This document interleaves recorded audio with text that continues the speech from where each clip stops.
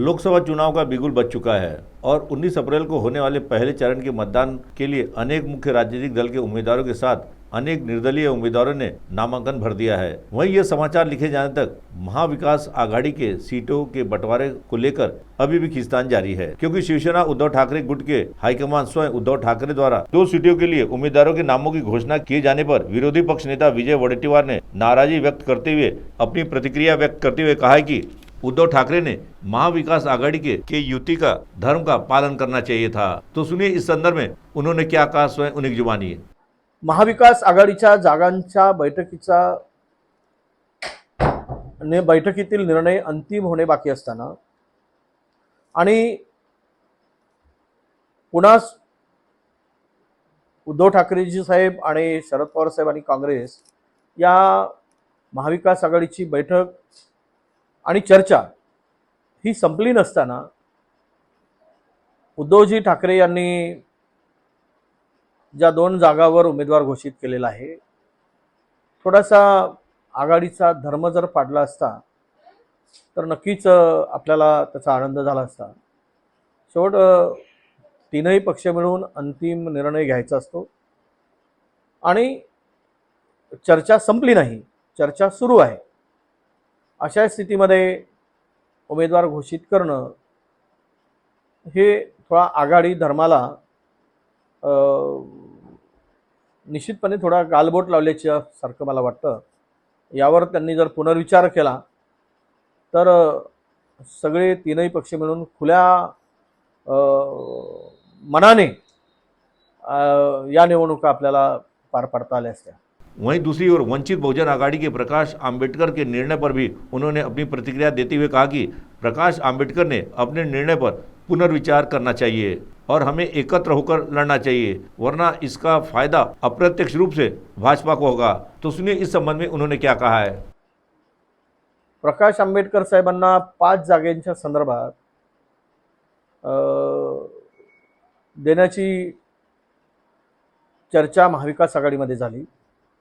4 वरून पुन्हा एखादी जागा वाढवून देता आली असती, परंतु प्रकाशजी आंबेडकर यांनी जो निर्णय घेतला तो सुद्धा मला वाटतं की भाजपच्या पत्त्यावर किंवा भाजपला आपण इनडायरेक्टली मदत करणारा ठरेल। कारण ज्यावेळेस पुरोगामी मतांचं विभाजन होतं त्यावेळेस त्याचा फायदा भाजपला होत असतो। म्हणून आमची आताही विनंती आहे प्रकाश आंबेडकर साहेबांना की तुम्ही जे काही आज निर्णय घेतला आहे तो हुकुमशहा विरुद्ध लढाईमध्ये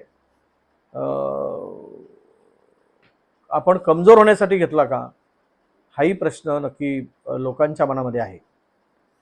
मला वाटतं आणि आमची विनंती आहे की घेतलेला निर्णय हा त्यांनी सुद्धा पुनर्विचार करावा आणि बहुजन वंचित आघाडींनी बाहेर पडण्याची जी काही घोषणा केली असेल त्या संदर्भात पुन्हा चर्चेला त्यांनी सुरुवात करावी आणि महाविकास आघाडी बरोबर राहून या देशातील जे संविधान विरोधी सरकार आहे किंवा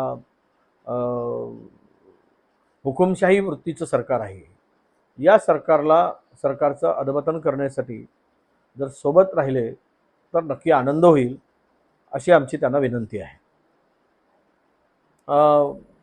मी सांगितल्याप्रमाणे आघाडीचा धर्म सगळ्यांनीच पाडला पाहिजे, तो शिवसेनेने सुद्धा पाडावा आणि उमेदवारी घोषित जी काही केली गेली त्या संदर्भात ते पुनर्विचार करतील अशी आमची अपेक्षा आहे। शेवट तीनही पक्षांनी मिळूनच महाराष्ट्रामध्ये इंडिया आघाडी मजबूत करून महाविकास आघाडीच्या माध्यमातून निवडणुकीला सामोरं जायचं आहे आणि चर्चेचं गुऱ्हाळ संपलं नसताना अनपेक्षितपणे त्यांनी किंवा अचानक त्यांनी त्या जागा घोषित केलेल्या आहेत त्या संदर्भात खरंच कार्यकर्त्यामध्ये सुद्धा नाराजीचा सूर आम्हाला दिसतो आहे। अब देखना यह है कि किस प्रकार से भाजपा महायुति के विरोध में महाविकास आघाड़ी एकजुट होकर लड़ती है और महाराष्ट्र में एक बड़ी जीत हासिल करती है, इसकी ओर सभी की निगाहें लगी हुई हैं। CTV के लिए हमारे प्रतिनिधि वैभव यारकर की लोकसभा के लिए एक विशेष रिपोर्ट।